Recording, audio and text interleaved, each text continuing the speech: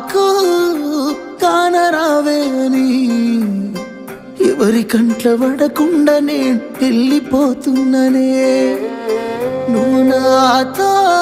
మాట్లాడలేవే అని ఎవరితో మాట్లాడకుండానే వెళ్ళిపోతున్ననే నువ్వు ఈ లోకంలో లేనలేవే అని నేను ఈ లోకాన్ని వదిలేసిపోతున్ననే నువ్వు పువ్వులు అల్లుకొని పోతున్నవే అత్తగారింటికి